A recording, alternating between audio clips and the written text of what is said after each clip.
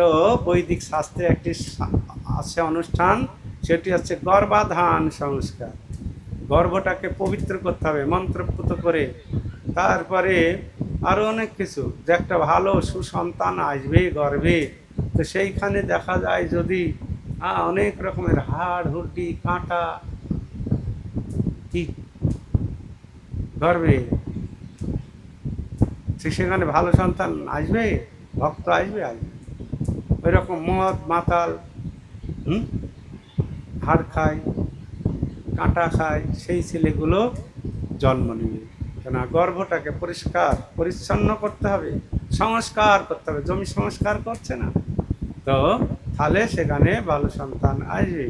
এবং ভগবানের কাছে আগের থেকেই প্রার্থনা করতে হবে, হে কৃষ্ণ, হে মাধব, হে জগন্নাথ, তুমি আমাকে একটা সন্তান প্রদান করো, যে সন্তান তোমার ভক্ত হবে, কৃষ্ণ তোমার ভক্ত হবে, জগন্নাথ তোমার ভক্ত হবে, এবং আমাদের বংশের মান মর্যাদা বৃদ্ধি করবে, এবং সারা জগতে বৈষ্ণব বলে খ্যাতি লাভ করবে।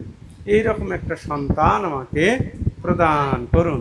তো কোনো বংশে কোনো কুলে যদি বৈষ্ণব অবতরে, তার প্রভাবে মাতৃকুল পিতৃকুল 14 কুল উদ্ধার করতে পারে। যদি কোনো বংশে যদি কোনো বৈষ্ণব জন্মগ্রহণ করে, তার প্রভাবে মাতৃকুল পিতৃ 14 কুল উদ্ধার হয়ে যায়। এইরকম সন্তান নেব, আগে ভগবানের কাছে প্রার্থনা করতে হবে, বুঝা গেল? তখন তো ভালো সন্তান দেবে, দেবে কি না? যেমন এই যে ইস্কনের প্রতিষ্ঠাতা আচার্য ছিল অভয় চরণারবিন্দ ভক্তি বেদান্ত স্বামী প্রভুপাদ, নাম শুনছেন তো? ইস্কনের প্রতিষ্ঠাতা, তার পিতার নাম ছিল গৌর মোহন দে, তার পিতা ছিল গৌর মোহন দে। তো বড় ব্যবসাদার ছিল, বড় ব্যবসায়ী লোক ছিল। তো বড় কাপড়ের দোকান ছিল। তো কাপড়ের দোকান ছিল, রাত্রে যখন বাড়িতে আসতেন, বাটিতে চাল না হলে মুড়ি না হলে চানাচুর রেখে দিয়ে আসতো দোকানে।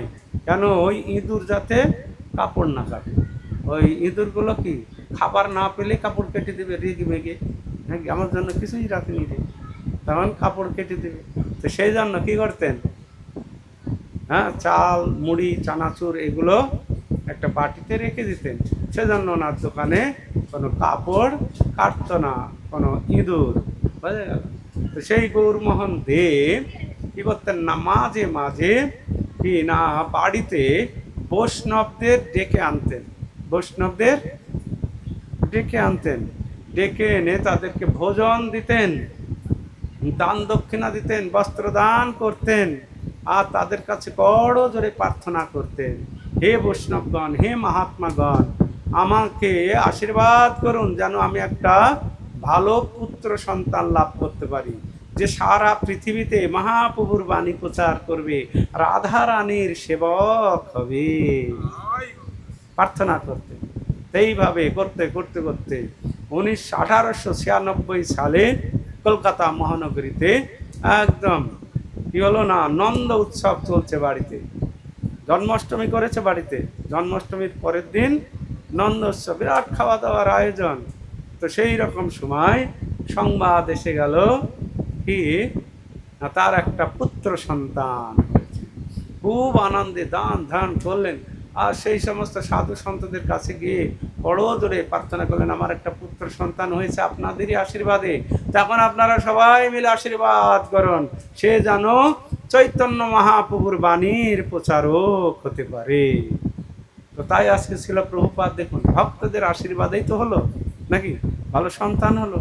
আর তিনি সারা পৃথিবীতে ভগবান শ্রী চৈতন্য মহাপ্রভুর বাণী কি প্রচার করলেন, করলেন কিনা? কিসে হলো না? ভক্তদের আশীর্বাদে। এই জন্য ভগবানের কাছে প্রার্থনা করতে হবে, আমার একটা সন্তান দাও প্রভু। সেই সন্তান কি করবে? জগতে হরিনাম প্রচার করবে এবং আমাদের কুল উদ্ধার করবে, এইরকম প্রার্থনা করতে হবে। তো তাই প্রথম হচ্ছে গর্ভাধান সংস্কার, তারপরে সাধুভক্ষণ আছে, সাধভক্ষণ আছে না, সাধভক্ষণ হয়, এটাও বেদে আছে। তারপরে জন্ম হবে, জাতকর্ম আছে, তারপরে ষষ্ঠী আছে, তারপরে কি অন্নপ্রাশন, তারপরে উপনয়ন, তারপরে চূড়াকরণ, হাতে খড়ি, তারপরে আবার এসে গেল কি কি বিবাহ। বিবাহ বেদে আছে। তারপরে বিবাহের পরে আর কি কি হয়, বিবাহের পরে হ্যাঁ বার্ধক্য এসে যায়, তারপরে মৃত্যু মানে শ্রাদ্ধ। শ্রাদ্ধটা কেউ চাই না, কেউ না চাইলেও এসে যাবে। তো এইরকম দশম সংস্কার, তো তার মধ্যে এই হচ্ছে অন্নপ্রাশন সংস্কার। তো এইরকম আজকে থেকে এরকম চিন্তা করতে হবে, আমার এই সন্তানকে আমি কখনোই আর এরকম আমিষ জাতীয় খাবার দেব না। আজকে ভগবানের নিবেদিত প্রসাদ, এই ভগবানের নিবেদিত প্রসাদ দেবতারা আকাঙ্ক্ষা করে। যে বাড়িতে অনুষ্ঠান হয়তো বা কোনো মন্দিরের আশেপাশে দুপুরবেলায় যখন ভোগ আরতি হয়, ভজ ভকত বৎসল শ্রী গৌর হরি, যখন ভোগ লাগে ভগবানে, মন্দিরে হোক আর ভক্তদের বাড়িতে, একদম স্বর্গলোক থেকে দেব দেবীরা চলে আসে, এসে অপেক্ষা করে কি না ভগবানের ভোগ হয়ে গেলেই না সেই ভোগের প্রসাদ দেবতাদের, বৈষ্ণবদের, সবাইকে অর্পণ করা হয়। ইদম প্রসাদম নৈবেদ্যং সর্বদেব দেবী ভৈ নমঃ, সমস্ত দেব দেবতাদের প্রসাদ দেওয়া হয়, আর তারা সেই প্রসাদ পায়। আমরা হয়তো চোখে দেখতে পারি না, দেখাও যাবে না, কেন দেবতাদের আমরা দেখতে পাবো? আমরা কি করছি যে দেবতাদের দেখতে পাবো? তো এরকম দেবতারা এসে প্রসাদ পায়। তো সেই জন্য আজকে থেকেই যে বাচ্চাটি ভগবানের নিবেদিত প্রসাদ দিয়ে তাকে অন্নপ্রাশন, মানে এই মাস, এই 6 মাস হয়েছে, এই 6 মাস মায়ের দুগ্ধ পান করেছে, এখন সে অন্ন খাবে। তো এইরকম চিন্তা ভাবনা নিয়ে নিতে হবে মা বাবাকে, আমার সন্তানকে আর আজে বাজে জিনিস আর মুখে দেব না, ভগবানের প্রসাদই দেব। বাড়িতে রন্ধন করতে হবে, রান্না করে ভগবানকে নিবেদন করতে হবে, নিবেদন করে প্রসাদ দিতে হবে। এটা কোনো কঠিন কাজ নয়, তাহলে সেই সন্তানটা কিনা প্রসাদই পেতে থাকবে, নষ্ট হবে না। আর যদি আমরা ওই রকম আজকে অন্নপ্রাশন হলো প্রসাদ দিয়ে, আর কালকে আবার শুরু হয়ে গেল, যেমন এই গ্রামগঞ্জে হরিনাম হচ্ছে না, গ্রামগঞ্জে হরিনাম হয় না, হরিনাম তোলা আছে, অষ্টপ্রহর আর 16 প্রহর, 32 প্রহর হরিনাম হচ্ছে। আর হরিনাম হচ্ছে, এত হরিনাম শুনে পবিত্র হতে পারলো না, যেই হরিনাম হয়ে গেল, মহন্ত বিদায় হয়ে গেল, তখন এই জাল ফেল রে, ডারে বাজারে যা, মানে 3 দিন হরিনাম শুনে শুদ্ধ হতে পারলো না, এবার মাছের ঝোল খেয়ে শুদ্ধ হবে। তো এইরকম নয় গো, আজকে থেকে সুন্দর প্রসাদ পাবে আমার সন্তান, এই মনোভাব নিতে হবে, বুঝা গেল? এটা হচ্ছে অন্নপ্রাশন। আর এই অন্নপ্রাশন তারপরে আরও অনেক আছে অনুষ্ঠান, তো সেগুলোও যদি করা যাবে ধীরে ধীরে, ভক্তরা আমাদের সমস্ত ভক্তরা এই সমস্ত নিয়ম বিধিগুলো পালন করেন। তা আমাদের এই ভক্ত হতে গেলে আমরা চিন্তা করছি অনেকেই, আমরা গরিব মানুষ, আমরা কি করে ভগবানকে দেব, কি করে প্রসাদ পাবো, আমরা তো টিকটিকি গিরগিটি গিড়ি এইসব খেয়ে বাঁচি, এইগুলো না খেলে কি আমরা বাঁচবো? চিন্তা করছি, আরে না, এইগুলো না খেলে আর ভালোভাবে বাঁচবেন, এগুলো ভালো জিনিস নয়। হ্যাঁ, শরীর খারাপ হবে, গ্যাস অম্বল গ্যাস্ট্রিক হবে, তারপরে পাপ হবে। সেই জন্য ভগবানকে নিবেদন করতে হবে, ভগবানকে ভালোবাসতে শিখতে হবে, ভগবানকে খুব সুন্দর সেবা করতে হবে প্রতিদিন। ঘরে আমরা যেহেতু ঘরে থাকি, তো আমি ভগবানকে ঘরে রাখতে পারি কি, তো সেখানে ভগবানকে একটু ফুল দিন, সকালবেলায় উঠে একটু প্রদীপ দেখান, একটু কীর্তন করুন। সন্ধ্যাবেলায় এরকম সন্ধ্যা হইলে আপনার দ্বারে সবে মিলি, কীর্তন করহ সবে দিয়া করতালি। তো এইভাবে আমরা করতে পারি। এর জন্য অনেক যে ধনী হতে হবে এইরকম নয়। এইটা করতে গিয়ে ধনী হতে হবে? হ্যাঁ, নিজের ঘরে রাখবো ভগবানকে, আমার আপনজন। সেজন্য শাস্ত্রে বলছেন, আপনারাও বলুন আমার সঙ্গে সঙ্গে, ধনে মানে কুলে শিলে চৈতন্য নাহি পাই, কেবল ভক্তির বশ চৈতন্য গোসাই। ধনে মানে কুলে শিলে চৈতন্য ভগবানকে পাওয়া যাবে না। কিসে পাওয়া যাবে? কেবল ভক্তির বশ। আমরা ভগবানকে কতটুকু ভালোবাসি, আর এই ভালোবাসা শিখতে হবে ভগবানকে। আর এই ভালোবাসা শিখিয়েছে আজকে সারা পৃথিবীতে। আগে বৃন্দাবনে ব্রজবাসীরা শিখাতো, ব্রজবাসীরা, সেটা ওই উত্তর ভারতের ভিতরেই থাকতো। সারা পৃথিবীব্যাপী হতো না। আর ইস্কন আজকে সারা পৃথিবীতে ভগবানকে কিভাবে ভালোবাসতে হয়, ভগবানকে কি করে ভক্তি করতে হয় সেটা শেখাচ্ছে। এখানে কোনো হিন্দু, মুসলমান, খ্রিস্টান, বৌদ্ধ, জৈন কোনো জাতির বিচার নেই। কেন? আমরা সবাই ভগবানের সন্তান। তো ইস্কন শেখাচ্ছে ভগবানকে কিভাবে ভালোবাসতে হয়। সুন্দরভাবে বললাম যে আমি ভগবানকে ভালোবাসবো, তার জন্য কি লোক দেখাতে হবে না। আমার নিজের ঘরেই এরকম সিংহাসন তৈরি করে সুন্দর মালা করতে পারি, সন্ধ্যাবেলা আরতি করব, যথাসাধ্য কি ভগবানের জন্য রন্ধন হবে। আমার বাড়িতে জামাই, এই যে আগামী দিন জামাই ষষ্ঠী না, হ্যাঁ জামাই আসবে, কত রকমের চিন্তা করছে শাশুড়িরা, ওরে বাবা রে, হ্যাঁ জামাই আসবে, কি কি খাওয়াবো, হাঁস খাওয়াবো না, ছাগল খাওয়াবো না, ব্যাঙ খাওয়াবো না, কি যে চিন্তা করছে কি না। তো সেই চিন্তা করছে। তো শাশুড়িদের খুব আনন্দ, জামাই বাড়িতে আসলে। এইরকম একটা জামাই এসেছে একটা শ্বশুর বাড়িতে, বোঝা গেল। তখন সে জামাইটা অলস, অলস মানে মারাত্মক, কাজকর্ম ঠিক মতোও করে না, ওই কাপড় জামাও সেরকম পরিষ্কার পরিচ্ছন্ন না, মানে এত অলস। তো এসছে মিষ্টির হাঁড়ি নিয়ে, মেয়েটাও এসছে। তখন এসে শাশুড়ি মাকে প্রণাম করছে, প্রণাম করে উঠে, শাশুড়ি মা কেমন আছো? তো দেখছে দাঁতগুলো ছাতা পড়েছে, দাঁত মাজে না গো, দাঁত ব্রাশ দিয়ে মাজে না, দাঁতন দিয়ে, মানে এমন অলস, বোঝা যাচ্ছে। তখন এসে গিয়েছে, আজকে এসেছে, কালকে ষষ্ঠী, জামাই ষষ্ঠী। তেমন শাশুড়ি খুব চালাক, তো মনে করছে হাই হাই এইরকম জামাই নিয়ে ষষ্ঠীতলা আছে এখানে, ষষ্ঠী জামাইদের নিয়ে ষষ্ঠীতলায় যেতে হয়, নেই এগুলো নাই রে। হ্যাঁ, ওইদিকে আমাদের নদীয়ার ওইদিকে এরকম বড় বট গাছ, তো সেখানে ষষ্ঠী পূজা হয়, তবে তো জামাই ষষ্ঠী হবে। ষষ্ঠী একটি দেবী, বুঝতে যাচ্ছে। তো সেই ষষ্ঠী পূজা হয়, সেখানে সমস্ত জামাইরা যায়, বোঝা গেল। তখন সে দেখছে জামাইটাকে নিয়ে, এখন ওই যদি ষষ্ঠী তলায় যায়, কত সুন্দর সুন্দর সব জামাই, প্যান্ট শার্ট পরা, কত সুন্দর চুল, দাঁতগুলো কত সুন্দর, কি কলগেট হাসি, হ্যাঁ ঝকঝক করছে মুক্তার মতো। আর আমার জামাইটা হাই যেত ছাতা পড়া, গন্ধ বেরোচ্ছে, সারা দুর্নাম হয়ে যাবে। তো তো শাশুড়ি তখন বুদ্ধি করে, তখন জামাই বলছে, জামাই তো খাওয়া দাওয়া করো। বলছে হ্যাঁ, খাওয়া দাওয়া করলো। তো বলছে আমাদের এখানে হাট বসেছে, হাট জানো? হ্যাঁ, যে আমাদের এখানে হাটে দারুণ দারুণ আখ পাওয়া যায়, আখ। আখ জানেন? আখ কি বলে এদিকে?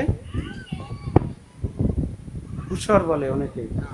হ্যাঁ হ্যাঁ, তো আমাদের এই এলাকায় আখ খুব নাম করা, বুঝতে পারলে।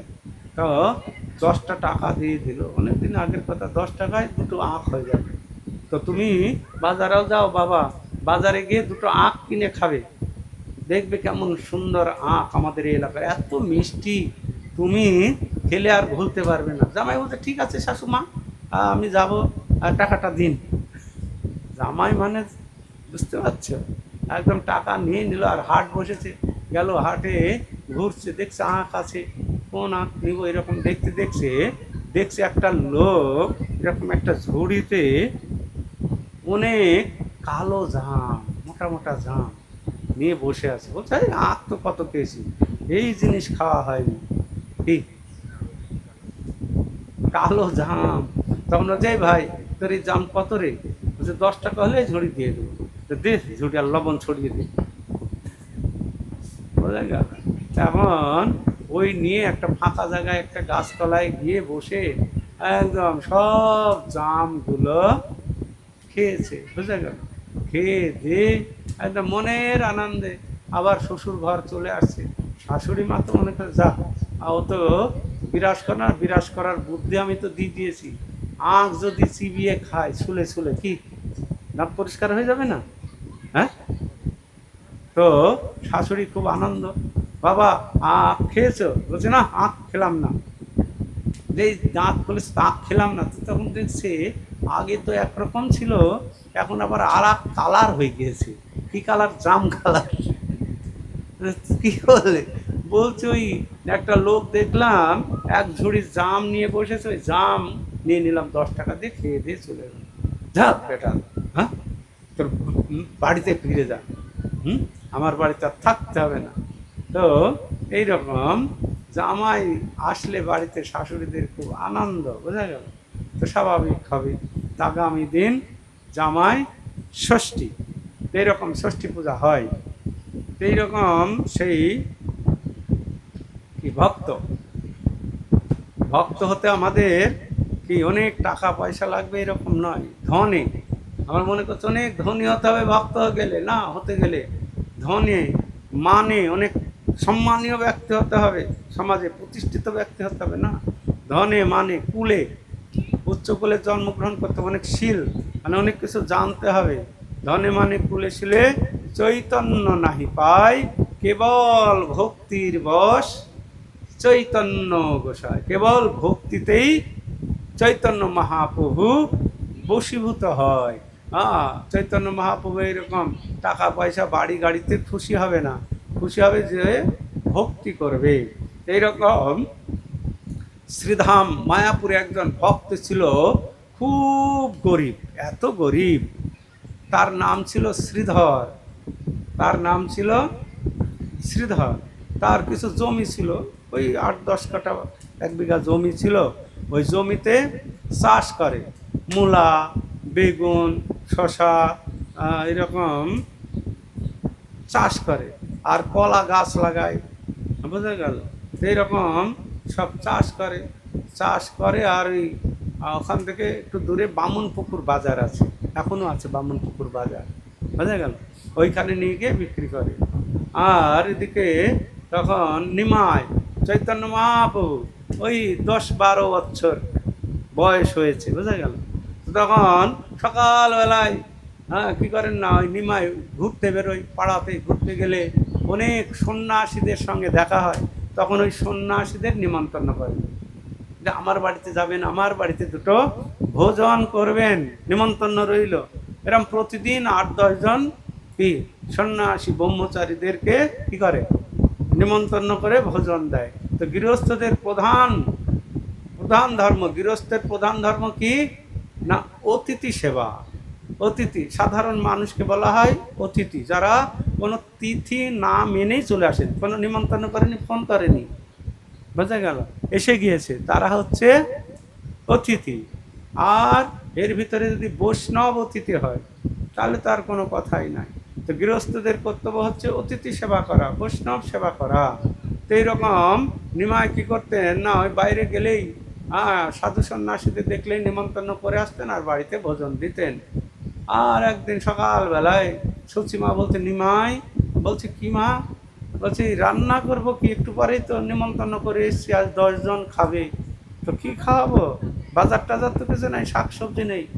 যা বাবা কিছু শাক সবজি বাজার করে নিয়ে আয়। তো তখন ওই বাজারে যেত, বোঝা যাচ্ছে, বাজারে যেত, অনেক দোকান আছে কিন্তু কারও দোকানে যাবে না। ওই শ্রীধর উনি সবজি নিয়ে এসছে, মূলা, থোড়, কলা, তারপরে কলার ওই মাজাল, তারপরে যা শাক সবজি, শাক অনেক রকমের শাক লাগায় জমিতে, শাকগুলো নিয়ে আসে। তো অনেক দোকান বাদ দিয়ে ওই শ্রীধরের দোকানে যাবে। শ্রীধর, মহাপ্রভু বলে এই মোচাটা এদিকে মোচা বলে না, এরা বলে কলার ফুল। হুম, কলার ফুল, মোচা, ওর নাম হচ্ছে মোচা। তো এই মোচাটা কত দাম শ্রীধর? বলছে 1 পয়সা হলেই দিয়ে দেবো। এই 1 পয়সা না, 8 পয়সা দেবো দে।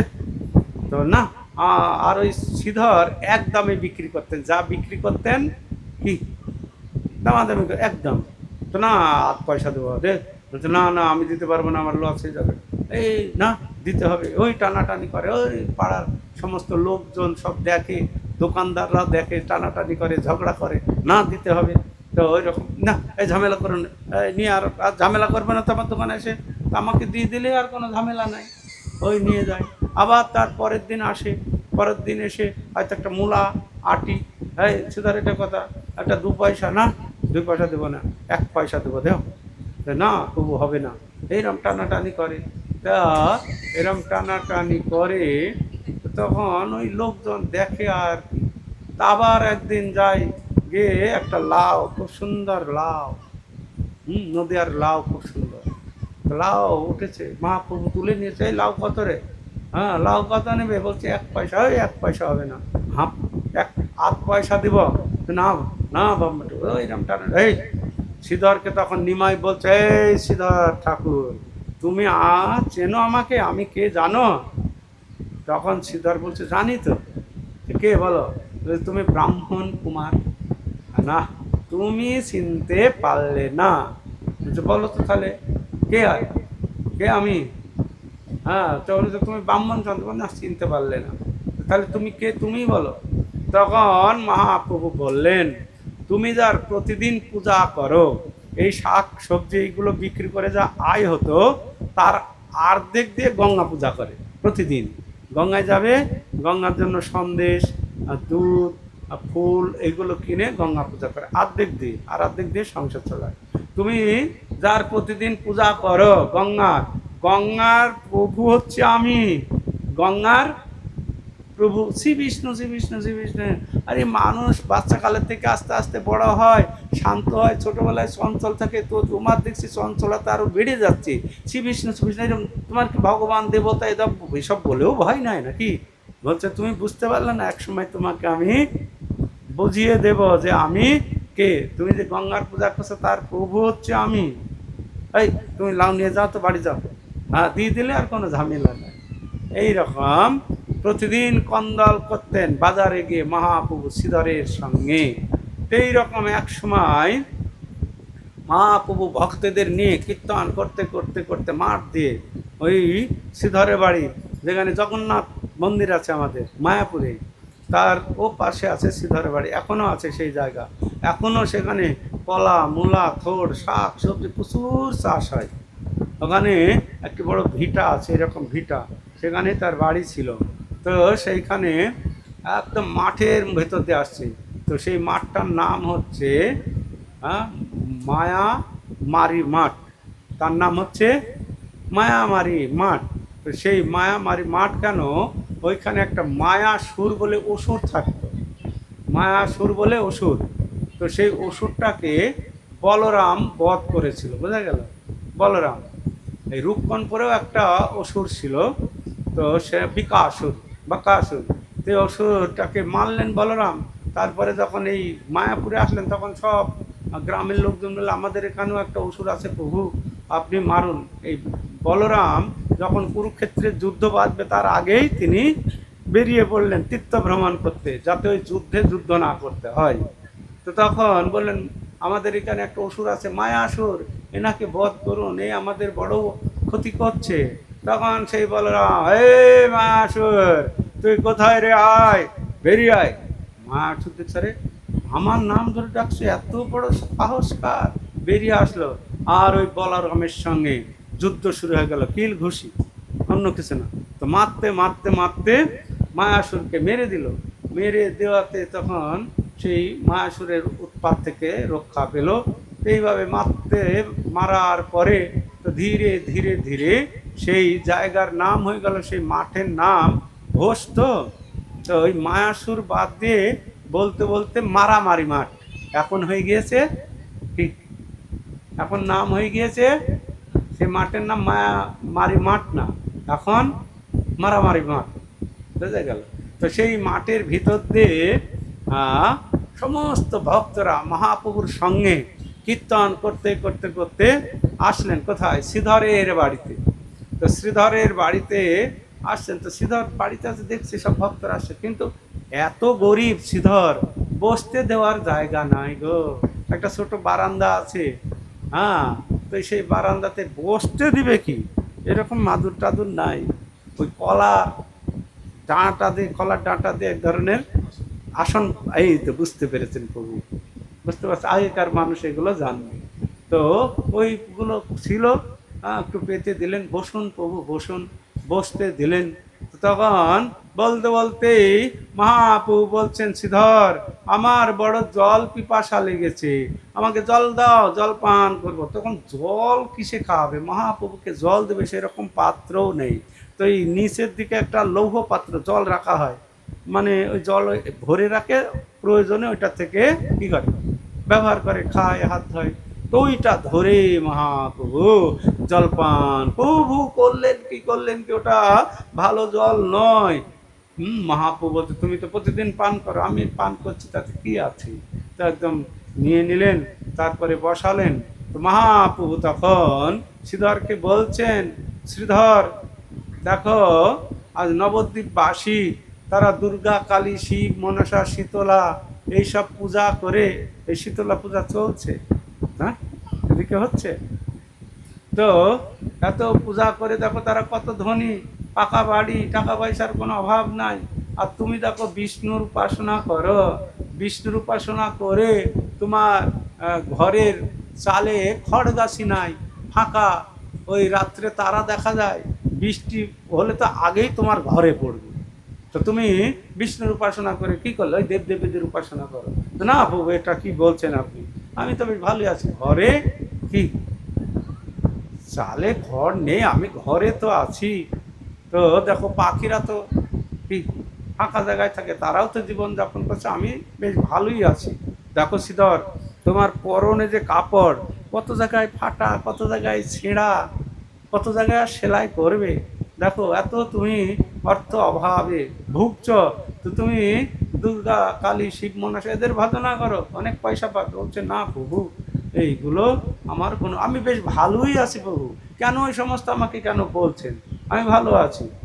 না শ্রীধর, তুমি লোককে দেখাও যে আমি খুব গরিব, কিন্তু আসলে তুমি গরিব নও, তুমি এই নবদ্বীপবাসীর ভিতরে সবার থেকে ধনী।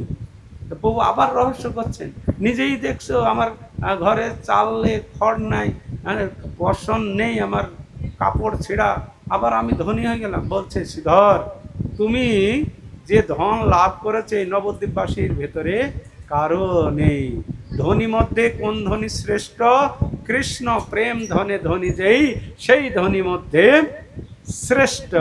তুমি কৃষ্ণ ধন প্রেম লাভ করেছো, তাই তুমি সবার থেকে শ্রেষ্ঠ। বলছে না প্রভু, আমি কৃষ্ণ প্রেম পাইনি। না শ্রীধর, তুমি চালাকি করছো, কিন্তু আমি সবার কাছে জানিয়ে দেব, শ্রীধর হচ্ছে সব থেকে কি এই নবদ্বীপের ভেতরে ধনী। তখন শ্রীধর বলছে না প্রভু, ওই রকম বললেন না, আপনি এসছেন, আমার খুব ভালো লাগছে। তো শ্রীধরকে মহাপ্রভু বললেন, শ্রীধর তোমার বাড়িতে এসে আমি খুব ভালো আনন্দ পেলাম, তুমি আমার কাছ থেকে কিছু চেয়ে নাও, কিছু বর মাগো, তোমাকে আমি দিতে চাই। বলছে না প্রভু, আমার বর টর কিছু লাগবে না, আমি যেমন আছি তেমন ভালোই আছি, খারাপ নেই। বলছে না, তুমি এই রাজ্যের রাজা হও, তোমাকে আমি রাজত্ব দান করব, সেখান থেকে যা কর পাবে তুমি সুন্দর রাজার হালে থাকবে।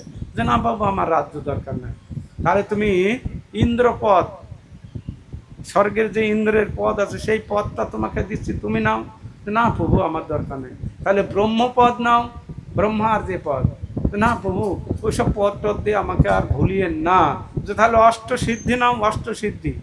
অষ্টসিদ্ধি মানে এক একটা সিদ্ধি লাভ করলে মানুষ তাকে দেখে ভগবান মনে করে, জলের উপর দিয়ে হেঁটে যায়, হয়তো এরকম করলো, কাশ্মীরি আপেল চাই একটা, সঙ্গে সঙ্গে কাশ্মীরি আপেল দিয়ে দিল, সূক্ষ্ম থেকেও সূক্ষ্ম, বাক্সর ভিতরেও যদি বন্ধ করে রাখে ও বেরিয়ে চলে যাবে।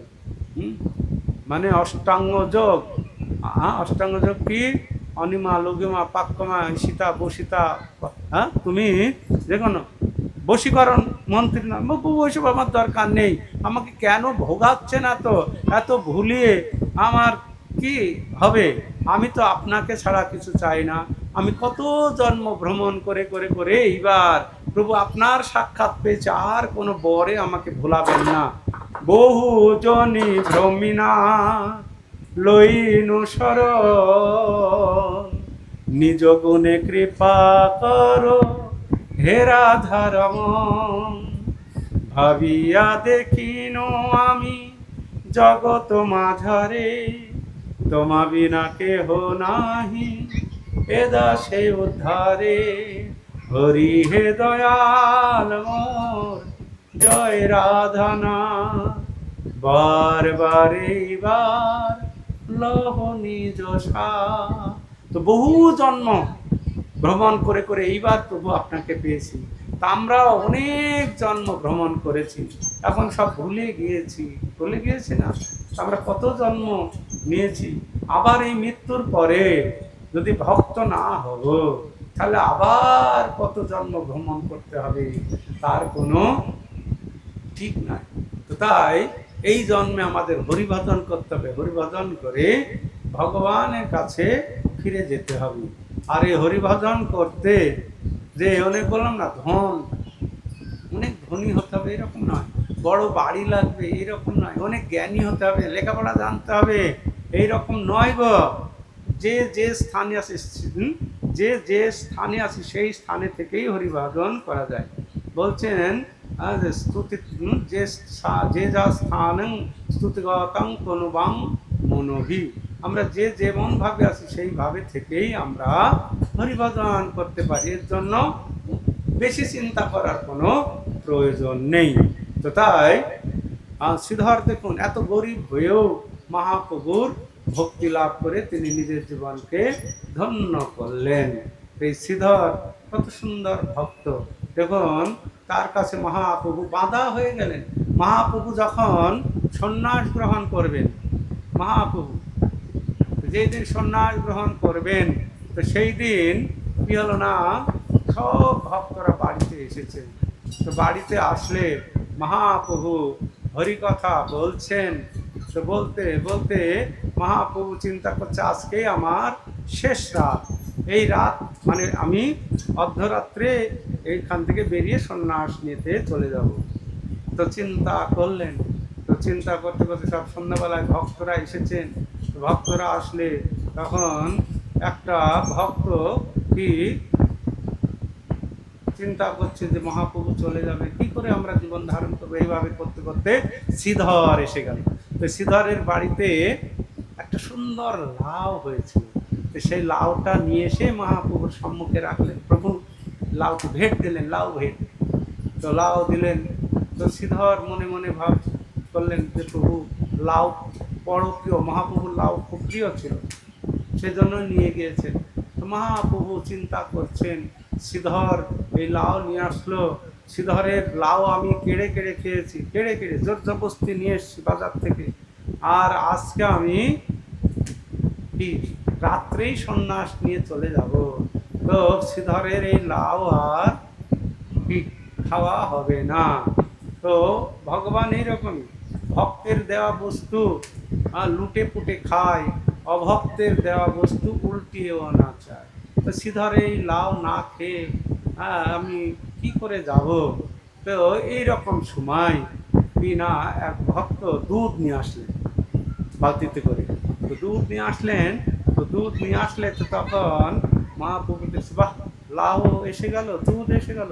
মাকে বলছে, মা যে কি বেটা, বলছে এই দেখো শ্রীধর একটা লাউ নিয়ে এসছে আর একজন ভক্ত দুধ নিয়ে এসছে, মা তুমি আজকে লাউ দুধ বানাও। তো মহাপ্রভু জানছে আমি আজকে রাত্রে চলে যাব, কতদিন যে ঘরে উনান জ্বলবে না, উনান জ্বলবে বিরহে, তার দুঃখে, মহাপ্রভুর দুঃখে উনান জ্বলবে না, লাউ দুধ ওই রকমই পড়ে থাকবে। তো তাই মহাপ্রভু সচিমাকে বললেন, মা লাউ দুধ বানাও। সেই লাউ দুধ পেলেন রাত্রে, পার পরে তিনি ওই রাত্রেই সন্ন্যাস গ্রহণ করতে গঙ্গা পার হয়ে একদম কাটোয়ায় চলে আসলেন। এইভাবে মহাপ্রভু সন্ন্যাস গ্রহণ করলেন আমাদের উদ্ধার করার জন্য। তিনি ঘরে থাকলে তো সব জায়গায় যেতে পারতেন না, যেমন আপনারা সব জায়গায় যেতে পারছেন না। তো মহাপ্রভু আমাদের মতো বদ্ধজীবদের উদ্ধার করার জন্য সন্ন্যাস আশ্রম গ্রহণ করলেন, করে সারা জগতের মানুষকে কি উদ্ধার করলেন। কি দিয়ে উদ্ধার করলেন? না, মহাপ্রভু যাগ যজ্ঞ ধ্যান ধারণা সব কিছু বললেন না। তো মহাপ্রভু কি দিয়ে উদ্ধার করলেন আমাদেরকে?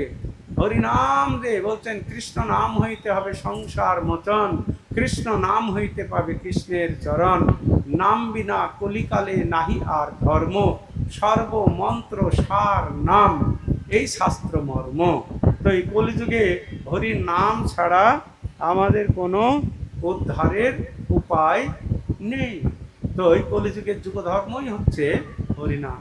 তা আমরা যদি উদ্ধার পেতে চাই, হরিনাম আমাদের অবশ্যই করতে হবে। হরিনাম না করে আমরা উদ্ধার হতে পারবো না। কেউ যদি অনেকে মনে করে আমার তো দীক্ষা হয়ে গেছে, কোনো চিন্তা নাই, দীক্ষা নিয়ে শুধু উদ্ধার হবে না। কেন? কেউ যদি মনে করে যে আমি কুকুরের লেজ ধরে ভবসাগর পার হব, কুকুরের লেজ ধরে কি নদী পার হওয়া যাবে না, ভবসাগর পার হবে। তা আমরা এরকম অনেকে মনে করছি হরিনামকে বাদ দিয়ে দীক্ষা নিয়ে উদ্ধার হবে না গো।